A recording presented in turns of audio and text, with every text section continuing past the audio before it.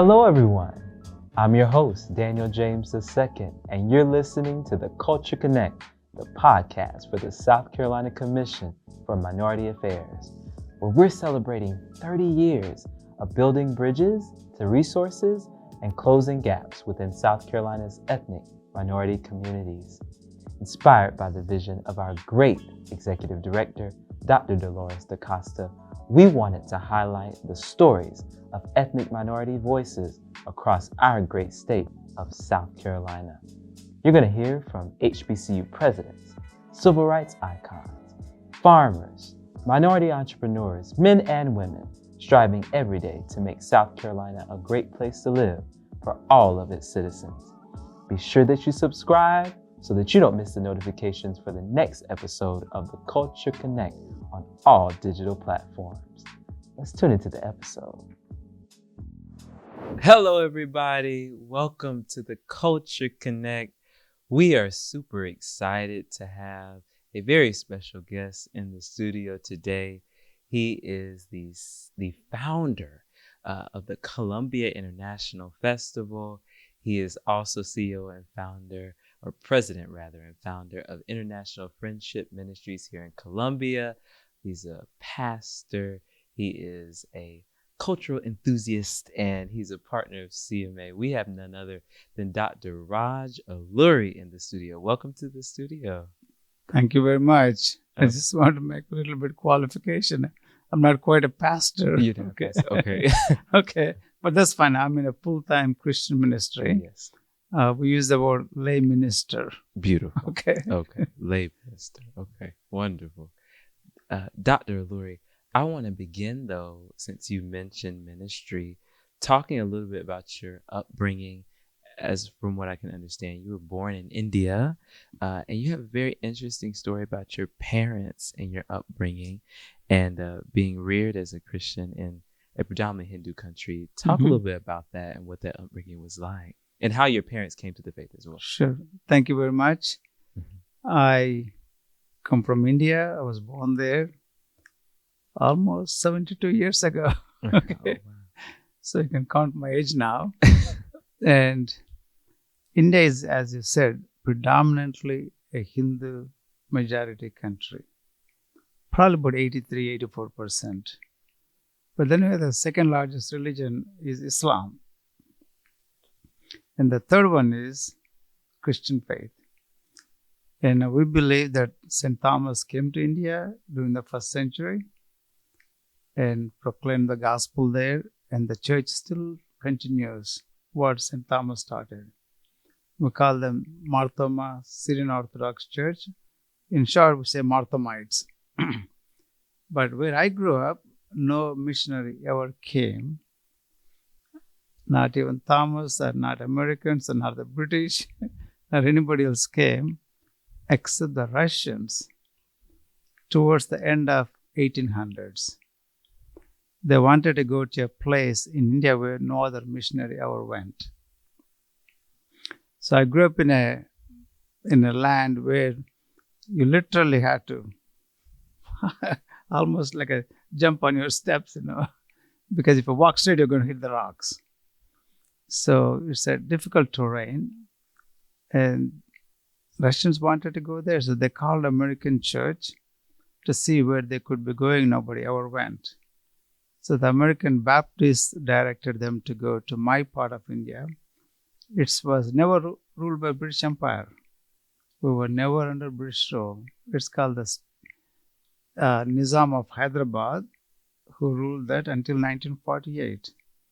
So even though British ruled India for a long time, most of India, our particular area, never came under British direct rule. So these people came in the late 1900s and early 1900s. And they preached the gospel. And my great-grandfather became a believer. So through that, the gospel message went on to generations. So I'm maybe fourth generation, okay, from my great-grandfather. They came to know Christ, and my great-grandfather became a believer, and then my grandfather became a pastor. And my both parents started in a Christian school. So I grew up in that background, but in India, you have so many other faiths. I always wanted to know what is the true faith. You have Hinduism, you have Islam, you have Christian faith through my parents. But I always say to people, in Christian faith, there are no grandchildren, okay? God doesn't have grandchildren. Mm-hmm. Everybody has to be born again. So I had to struggle with that, do I want to follow the Christian faith like my parents, my grandparents had, or where am I heading? So it was difficult. I have a great Hindu friend in my class, a great Muslim friend. So we three were very close friends. So at the age of 18, I realized that Jesus said, no, I'm the way, the truth, and the life, and nobody comes to the Father except through him. So I came to that understanding. For God so loved the world that he gave his only begotten Son, that whoever believes in him should not perish but have everlasting life. Yes. So that's when I became a Christian at the age of 18. Now, building off of that experience, that conversion experience at 18, your parents were also evangelists. How did that give you a love for other cultures, or how did that take you around the world as they ministered the gospel? My parents taught in a Christian school because that's where they felt that God called them to work. Mm-hmm. Because Christian people, they use different vocations. But my parents chose teaching as a vocation because probably 95 or better % of the people who came to the school are other religious faith backgrounds. So they felt that this is an opportunity for them to be able to show God's love to them through their teaching. And I remember growing up as a kid, they were not making a lot of money, okay? But with the same education level they had, people worked in other jobs. They were making a lot more money than my parents. So one day I asked them, why did you choose this profession? Because of you chose this profession, we kids are paying the price because we don't have as much as other kids had. So I was comparing myself. Then my father told me I would never forget that in my lifetime, that, son, we did not come here for money. We came here for what God wanted us to do. So that lesson I would never forget in my life. So with that background, I wanted to study in the USA, and God provided for me through an American couple from Texas. I became their translator when they were visiting India. I did not have my own money to go. As I told my parents' background. Okay. So they felt that God had them to bring me to the USA to study. So I came through them in 1976. But also, before I left, my father asked me if I would go into the full-time Christian missionary work. I said, no way. I was not, because I saw what they were going through. I said, let me go my way, but if God ever had me to do full-time Christian work, I will do it. So with that understanding, I came here to study international relations. I already finished a master's degree in political science in India. So I came to do international relations, and during my graduate studies at USC, I met people from other countries who were coming to America to study. Because America offers the best education in the world. That's why everybody flocks to this country for higher education. So I was one of those people who came here for education, and I met so many other people from other countries in my classes. Then India was getting harder to get the missionaries into India also, because being a predominantly Hindu country, they were not necessarily encouraging missionaries to come. Right. Not officially, but unofficially, there's a way to discourage people, like some other countries are doing now. They don't open the door for missionaries to come in. Mm-hmm. But when I was in classes here with people from so many other countries, being in international relations, I kind of know how the world is going around.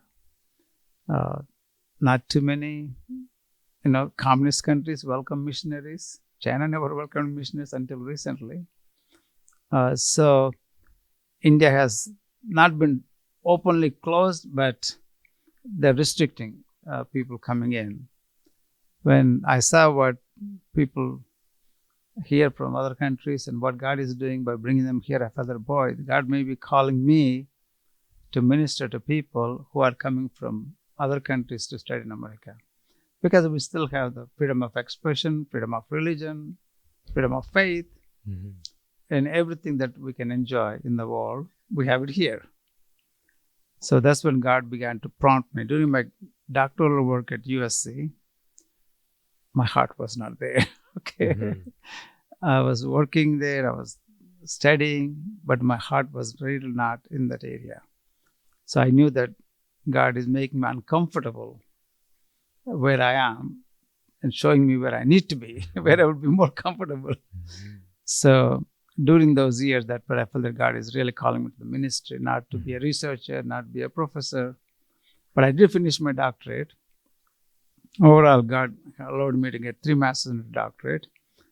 But my calling was to minister to people with God's love. So it was started in 1981. I came here in 76. So 5 years later, I was pretty much into the full-time ministry here, even being a graduate student. So that's how my life began in America as a student, and then with International Fellowship Ministries. Amazing.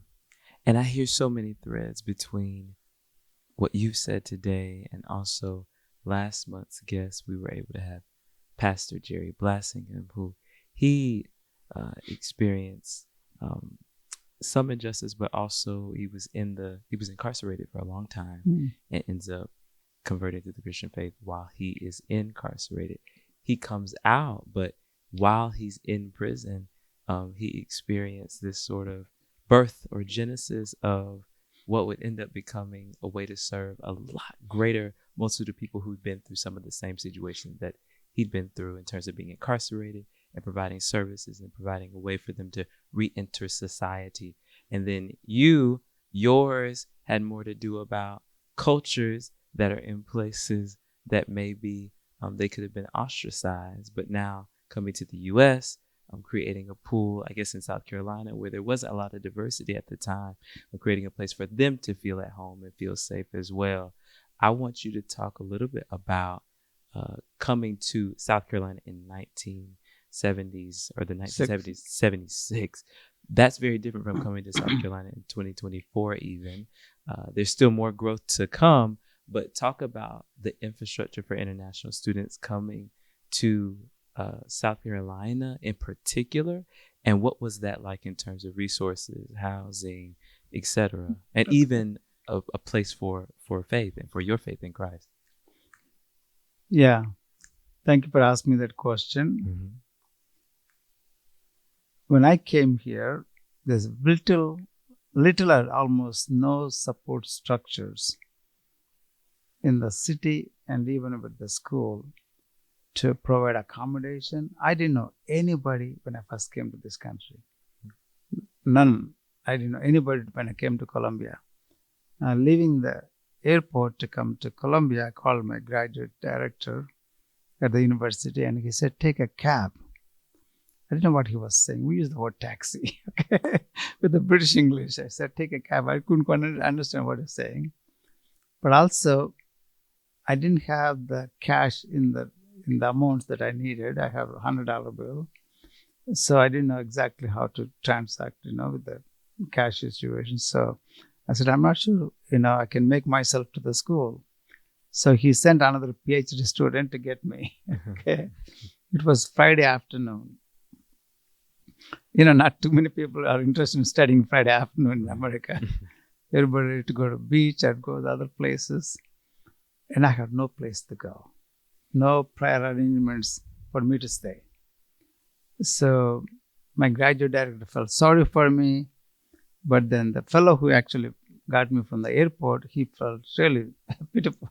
And he said, well, you can come and stay for the weekend and see if we can, help you figure out I did not know how many other internationals were on the campus, how many Indians on the campus.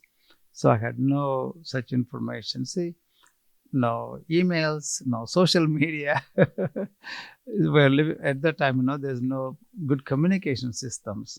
No Facebook Marketplace either. Yeah. So he told me he could come and stay with him. And I ended up staying with him for almost 30 days before I could move to another place, because I had to find the people that I could room with. I had to find a place to live. So it was a difficult time. So that really helped me to realize when internationals come here, they need a lot of support services. But now the university is doing great. Now the communication is so much better now, with people connect with their own group of people in this country. In fact, I have a fellow come from India. He just put in a WhatsApp, group that he's here. He need to buy some food. Where to be. Next thing they know, they got somebody brought the food to their door. Okay, so the communication is so good now to communicate with people in a group setting. At the time, there was nothing like that. So that's where God prompted me to see what I could do to help. But we have a lot more support structures now. But also, people come here looking for friends. Most of the people don't have connections. And my goal was to help the local community to see the needs of internationals, to have a friend. That's why I use the word, my organization, International Fellowship Ministries. Friendship is the one many people need. I needed friends. When Thanksgiving came, I remember eating one time at a restaurant, alone. But it doesn't need to be that way. I mean, so many families celebrate Thanksgiving here, almost everybody. And they always put an extra chair, extra plate, invite somebody who is from other country. So those are the simple things we take for granted. And even holidays come, college campuses get deserted, There's nobody on the Christmas Day or Thanksgiving Day. But you walk around the campus, only international people walking around. So I thought, we need to find alternatives for them to do during the holiday times also. Not only going to the home, even travels. Everybody goes home or someplace. So we have developed a number of programs to assist. But one thing we have done over the years is have a friendship dinner every Friday since 1981. And we continue to do it today. Anybody who wants to come and connect with Americans, and Americans who want to connect with internationals, we offer a dinner, free dinner, and also just develop that connections. And some people formally requested, hey, I want an American friend. I want an American English conversational partner. Because some of them they may be in the graduate school, but they still want to practice their spoken and listening skills. So we could try to do different service, opportunities for them to get help, including finding housing. When you're coming from another country, you don't have a social security number, you don't have a credit card history, There's no credit report. So what do? If you go to a typical place, they won't really think, you're a good candidate for to be a tenant. So we had to really, I tell many other landlords, if they're here, they show that they have the money to rent, even though they don't have social security number, or no credit history, they can be trusted. So we try to help them in that area also. So there are practical ways we can help them. But I also have seen quite a few people become Christians over the years from all different backgrounds in Colombia, even though they don't have their background before they came here. But when they see what has God done for them, I can give you a good example. The Chinese church pastor here in Colombia is the largest Chinese church. There are many Chinese in Colombia. We don't really realize it. What's the name of the church? It's what they call them 4C Church, Chinese Christian Church of Columbia. Columbia. There's 4 C's. So they short form it 4 C Church. So he came to USC to study PhD in physics. And he came to one of our IFM dinner just for the friendship and free dinner. Okay. Beautiful. And also practice his English, improve his English skills. And he met some American Christians and he saw God real in their lives. Wow. And then he was attracted to Christian faith. And he finished his PhD in physics. He could have been a professor. He could have been a researcher. Then he went to Columbia International University to get a master's degree in divinity, Master of Divinity. And I think he's been a pastor at Chinese Church of Columbia for the last 7 or 8 years. A great fellow. So he never imagined that when he came to America, that he one day would be a pastor. So how God redirects. I did not come here to do a Christian ministry in this country myself either. But I believe God directs our steps. It sounds like International Fellowship Ministries, it's developing the whole man. I mean, you're talking about housing, you're talking about clothing, connection to people, relationships, but then also you're reaching to the core of who they are as well. Yeah. I really believe myself that we are all passing through this life. It's temporary. Death is a certainty for every one of us. And I believe that our soul will not die when our physical body stops functioning. So where is our soul going to go? I think everyone must ask themselves a question. We prepare for everything in life. We houses, cars, savings, and all the good stuff. But when we die, we take nothing with us. So what's afterlife? Where are we going? That's what everybody has to ask. Yes, sir. So it's been a good life for me. I'm going to be 72 pretty soon. And I'm looking forward to the heaven, really. Because that life is forever. It's not temporary. It's not, it's going to be ever and ever. Eternal life, that's what we use the word. And that's the most important thing that my mission, and as an individual, as a person, God called me to do. Dr. Aluri, I want to ask you about the ways in which, because you mentioned founding IFM in 1981, you also started a ESL type of service in 1993 with your wife, Miss Kathy, correct? And you started that in 1993. Talk a little bit about how those works came and have worked together, because I know that the ESL service, agape as you call it, which also means love, God's love, it has expanded throughout South Carolina, different schools, different parts, but also international. But talk a little bit about how those things have worked together, because one of the things that we're realizing, especially when we talk about intercultural exchange, is number one, you mentioned that the lack of awareness one culture can have toward the other or seeing the other as foreign, but the need for intercultural exchange if we're going to mutually coexist, especially in South Carolina. But then also the fact that we are becoming a state where English is not the first language for everyone, and it's becoming extremely diverse very rapidly. And you were doing this work almost 30 years ago. I mean, very before its time. It's popular now, but international work and cultural work was not as popular.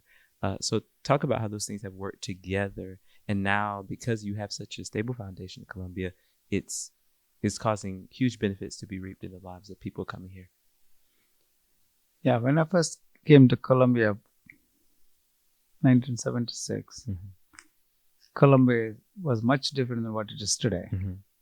Well, pretty much at the time, rarely find anybody speaking Spanish. Okay, now you call any office, any phone, they said if you speak English, press 1, speak Spanish, press 2. Okay, who would have thought about, in 1976, that one day America would, South Carolina especially, would be almost like a bilingual. Everywhere you go, you see Spanish posters and English, same thing to communicate with people. But when I came here, pretty much it's maybe two predominant groups, the whites and the blacks. But now you have so many different ethnic groups. I mean, I say to myself and to others that there must be at least 200 nationalities represented in Colombia and all of South Carolina. Everybody, every place in the world, every country represented in South Carolina. I don't think there's any country not represented here. And also the cultures. Boy, just in India alone, you have so many different cultures, so many different languages. Think of it in the continent of Africa. 54 plus 2 countries. And so many different cultures, languages. I mean, so all those cultures of the world are in Colombia today. So it enriches our life, our culture. We are much more better off today than we were many years ago, because it's a small global village now. So it's a joy to see, America, in spite of our issues, we welcome people from other countries. Bible says very definitely, when a foreigner lives amongst you, you must treat them like one of your own. Okay? So America does much better than many other countries because of our Judeo-Christian values. That's what when I talk to the church groups, I'd say, no, this is the biblical mandate. And also love your neighbor as yourself. So these are our neighbors, people from other countries. And also we openly welcome refugees. Lutheran Family Services is one of the organizations that provide the support services. They bring them in. So it's a great way to, it also helps our children grow up thinking international. I have 6 kids, okay? And they grew up with International Fellowship Ministries and International Festival. And also Agape English Language Institute. The reason I started Agape was, we do have language training schools in South Carolina and other cities other than Columbia. But also we have so many support services we already provide. So why not add language component to it? And not only that, we bring people from outside the country to learn English here. They may be coming for the social English, business English, or academic English, but they're coming here. But also those who are already here locally, they need to get a job. If you're a refugee, you need to get a job. If you don't have the language skills, it's hard to get a job. So South Carolina employment workforce people, they send some people to us to get them to learn English, the skills that they can develop so they can get into a regular job. So they don't have to continue to be struggling to find a job or get a job because they don't have the language skills. So we started that many years ago. It still continues. I do it as a service project, not typical as a business. So we have people from probably over the years, maybe 75 countries in our English schools represented over the years, 30 some years. That's absolutely beautiful. And there were 2 things that came to mind when you were talking. You talked about India having a diversity of cultures and even languages. And I did want to share this. I don't know if I told you this before we started filming, but the first time I ever left the U.S., I was 15 years old, and I was on a trip called Niswarth, through a program called Niswarth.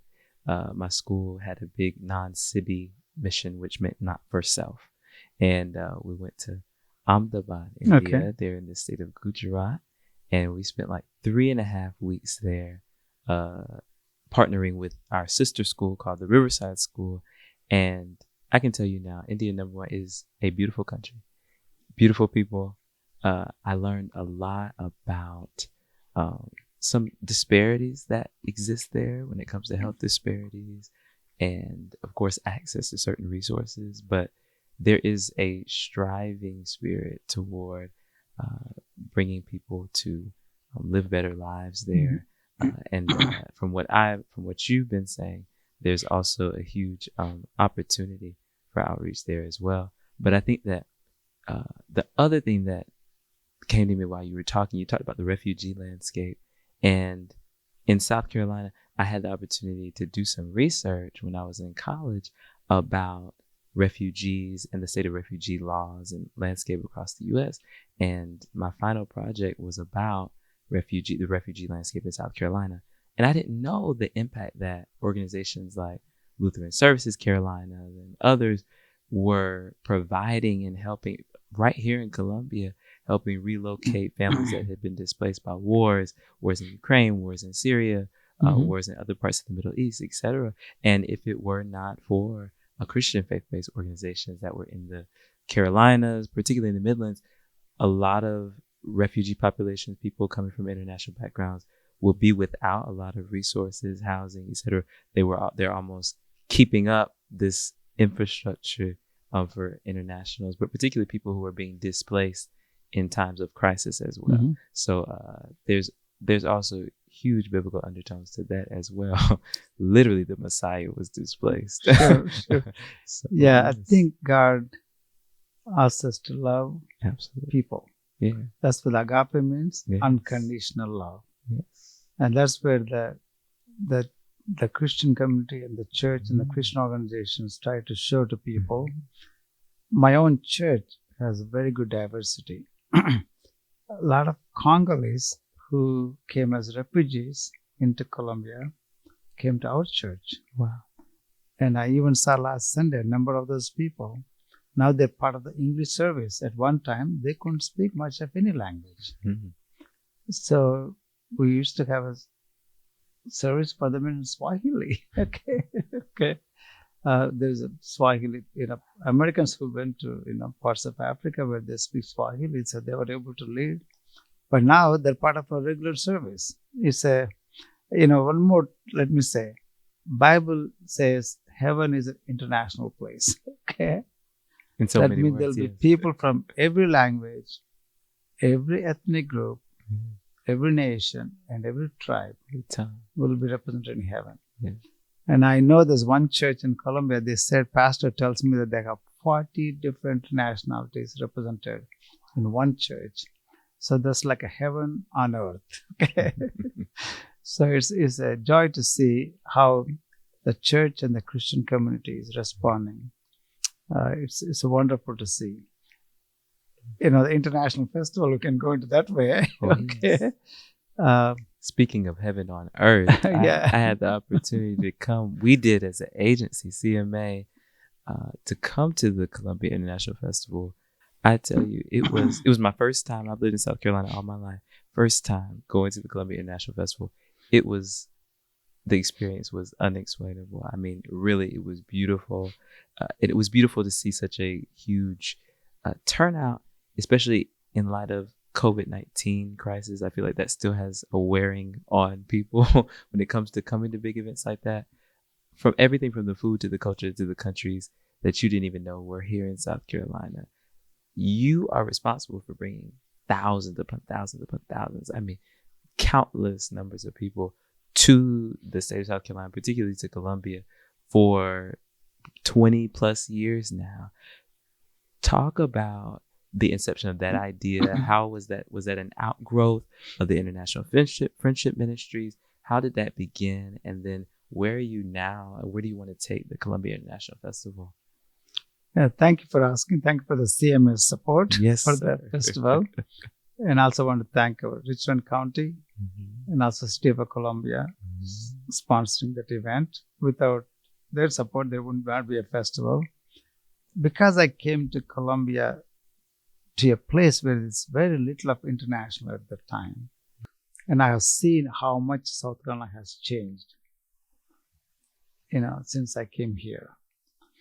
And many of us don't realize in South Carolina how diverse we are. Many of us don't realize it. So I thought, this is a great educational and a cultural exposure event. each year we do this event just to bring the foreign born and the local born together to get to know each other. So when you get to know each other, all the stereotypes will go away. When you meet people, people are the same. Sometimes we have, stereotypes about different cultures, different people's groups. But when people come together, boy, they enjoy each other very much. And that's why I realized that Colombia needs an event like this to bring us people together. We're a land of the immigrants. And people, it doesn't matter who they are, but they'll say, I'm a part Irish, part Scottish, or part, this and that. So we all have a heritage that is away from this country, except the Native American Indians. Every one of us came in the last 400 some years. So this is to not only for the current immigrant people, but also the generations that have been here to come and celebrate their heritage. So somebody who was born in China, they were here for the generations, let's say. And then their kids don't know anything about their culture, okay, unless parents take them. But here is bringing the world cultures together. We had at least 100 countries represented under the 2 buildings. And then cultures-wise, hundreds more of them. Because even in India, if I go from here to Charlotte, I would be speaking a different language. There'll be different food, different clothing, different things. If you go to this event, you see many, many cultures more than the countries. There are many, many language groups. India alone speaks, they said, 1,600 languages and dialects. Maybe 30 of them are major languages, rest of them are dialects. But, so you take over the countries, how many language groups, how many dialects we have. So this is the place to come and celebrate our rich diversity and also bring us together as one people. I like that, bringing people together. We can avoid any tensions in our communities, in our society, because we can get along well when we meet each other. That's the whole purpose. I finished my 29 years of doing this event as a volunteer because it's so good for our community. And also, many of us don't realize South Carolina has about 1,300 or more foreign-owned manufacturing companies. Were, if not the largest, or maybe second or third in attracting foreign investment. Think about BMW, Michelin tires, different companies, big names. We also have small names, okay? F1 manufacturing is one of them in our area. So there's many companies that 7% of the employment is created by foreign-owned corporations in South Carolina. So we are interdependent, in everything we do in this world. So South Carolina is a great place to come and do business, get education, make a living. Sometimes I said now, without continuous immigration, at least in my understanding, America would not be where it is today. Okay, will be one thing, negative population growth. Okay, some of the countries are suffering with the negative population growth. So it's a great country to come to, make a living, contribute to the local economy, in medicine, nursing. I even learned in the recent few years that now there may be at least 500 teachers come from other countries to teach in one of the school districts locally. So think about all the school districts we have, number of foreign teachers. We need them. So our school districts literally go out and recruit people and bring them in. So we need each other in this world. That's why it's a great place to come and live and work and enjoy life. Yes, sir. And before we came in, you said, I asked you, do you plan to continue with the festival next year? And you said, what did you say? Well, what I said was, as long as God gives me physical health and sound mind, I'll continue to do what God called me to do. Beautiful. I always told people that no, when I did IFM for so many years, it's my calling. There's a difference between a calling and a job. So as long as calling is there, you'll continue. And I also told my board that no, I never came into the ministry for money because there was no money when I started the ministry. But I'm not leaving the ministry because God is providing me through other ways. So my grandfather died, preached until he died. So it was no retirement in India. You're called to be a pastor, you preach until you die. Okay. So that's what my ethic has been, that as long as God gives me physical health and a sound mind, I'll keep doing as a volunteer. Yes. Even though technically I'm retired at 70. Okay. Yes, sir. But practically I'm doing same thing, probably more now. But there's a joy and there's a blessing. That's why I keep doing it. My joy has been I met people from probably minimum 150 countries personally, interacted with them. And I traveled quite a few places in the world myself. I said to you, Japan, I traveled there for 40 times. 40 times. I've been China 5 times. I've been Vietnam, Goodness. Taiwan, Korea, a lot of European countries. It's a blessing to travel also when you see people in their own cultures, in their own countries. Like you've been in India. Yeah. So you saw the first hand. Yes, sir. As we were talking earlier about, economic and social disparities, it's a human nature that does it. But let me close in this one. When we get to heaven, there's no such thing, no disparities. It's a human nature that's causing us economic, disparities. I mean, I still think, India is so, you have a rich people, you have middle class, you still have very many poor people. That hasn't changed very much over the many, many centuries. So it hurts my heart to see, some people, when I go back to India, nothing changed for some of them. It's the same thing. For a lot of people are changed, but not some of them. Yes. It's the same thing in many cultures. Yeah. Yeah. I agree with what you said about work, finding your life's work or your assignment or your calling.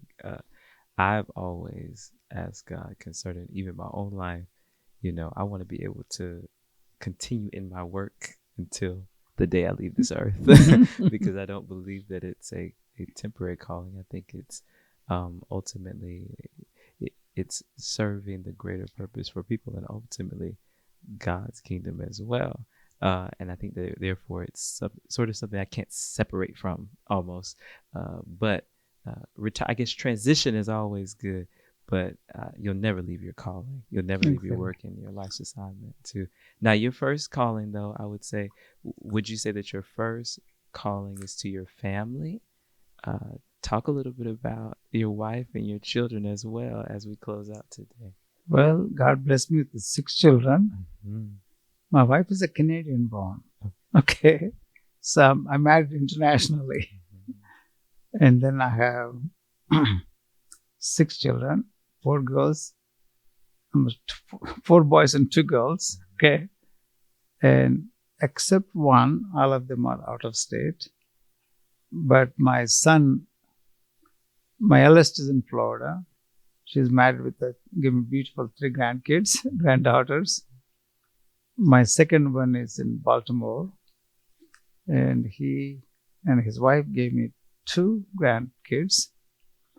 And then my third one is going to give me one this coming July. He called me this morning. Okay. So he's in Palo Alto, Mountain View. He works for Apple. Okay. So he's going to give me my number 6. That will be coming soon. Number 4 lives in Baltimore. And number 5 just moved to Greenville. So God blessed me with great kids. And number 6 is our special blessing. He's with special needs. So he's our greatest joy and the greatest blessing. He lives with us in Colombia. Then my number 4 is a daughter. She said, Dad, I want to take him and keep me with at least for 6 weeks or more. So he's in Baltimore area today, just enjoying his sister, and I have another son there with his family. So God is good. Here's one thing I can say. God never makes a mistake. Everybody He gives us is a blessing, including one with the special needs. He has more blessing than other kids for me. Okay. He's especially more blessing than other kids for me. Yes, sir. I call him, even though he's not here, I call him midnight. We talk. Oh, wow. Beautiful. He has his own schedule. So his schedule is midnight, and soon after that he goes to bed. Even when he's in Colombia, it's same thing. So we call each other and talk for a few minutes before he goes to bed. But again, God is good, always good. Do you call them by their number in their order in front of them, or is it just No? So you keep it in your I have mind? nicknames for each one of them. Okay. Got you. My eldest is Lydia. I just call her Lydia. My number 2 is James. He's a psychiatrist at Johns Hopkins. I just call him Jay. That's my private name for him. Number 3 is Paul. So I just call him Paul. And number 4 is Lillian. I call her Lily. But for many others, she's Lillian. Okay. Number 5 is John, but in our family calls him Johnny. Number 6 is Mark, but we call him Marky. Okay. So we all have our own inside the family names for each one of them.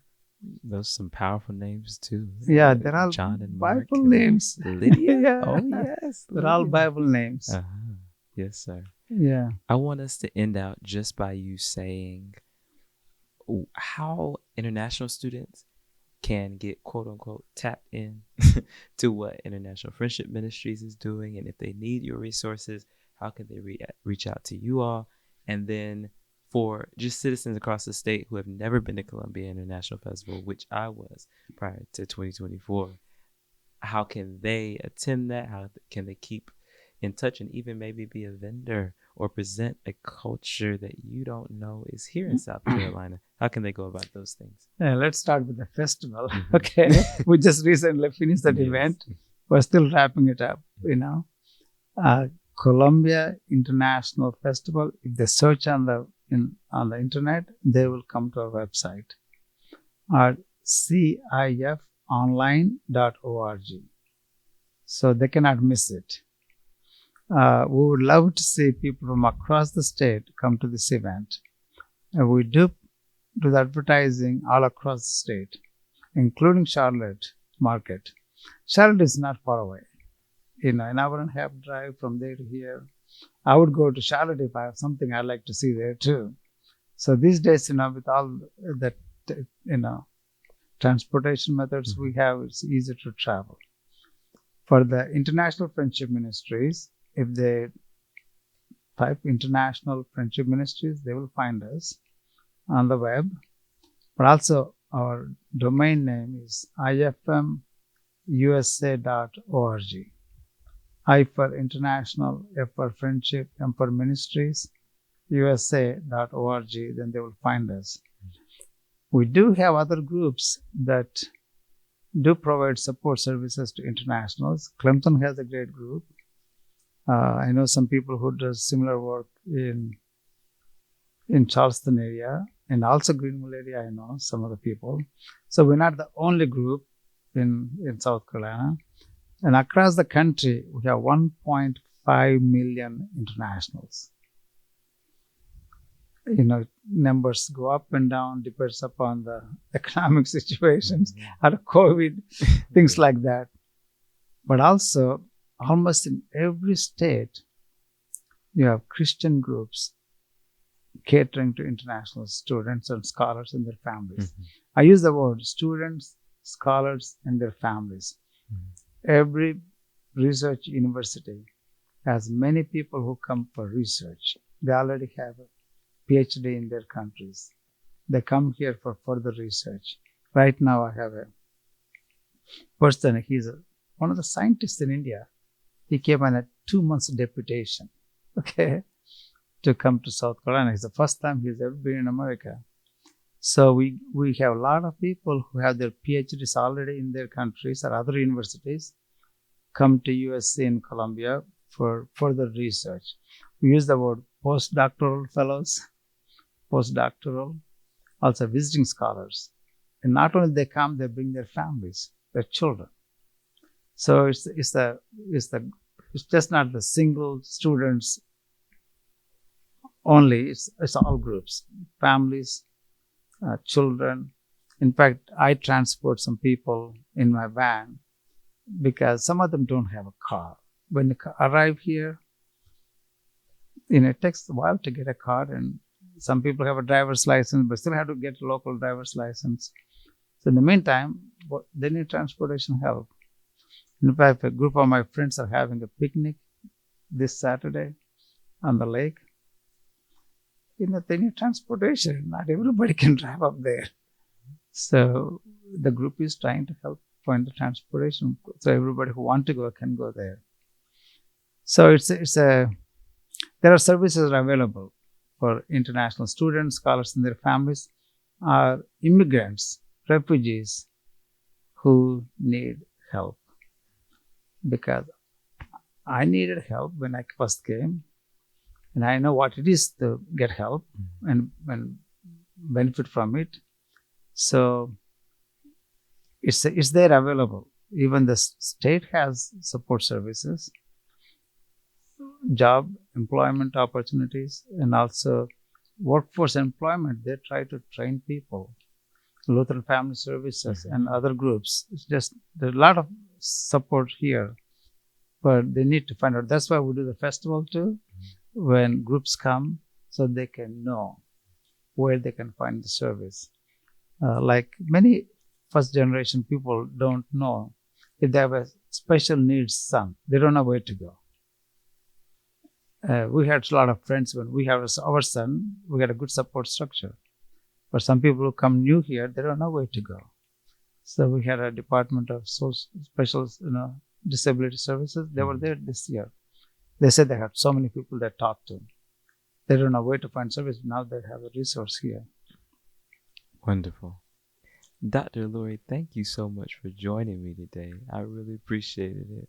Thank you for your perspective, just the work that you're doing and helping to bridge or close those gaps in understanding between different cultures within minority communities, and also just for your life. You have just, I feel like International Fellowship Ministries, it is a great love letter to the state of South Carolina. We absolutely love the work that you're doing, and thank you so much for coming. Yeah. Thank you. I lived twice more years in this state than back home in India. So you're South Carolinian. So I came at 24. Oh, yes. I'm 72, almost. So 40 years here, 24 years back home in India. Wonderful. So I had twice as many years. Yes, of course. This is South Carolina. So South is my home. That's right. Till next time, everybody. Did you enjoy the episode? I hope you did. Be sure that you subscribe to our YouTube channel and connect with us on all digital platforms so you don't miss the next episode of the Culture Connect. We'll see you next time, everybody.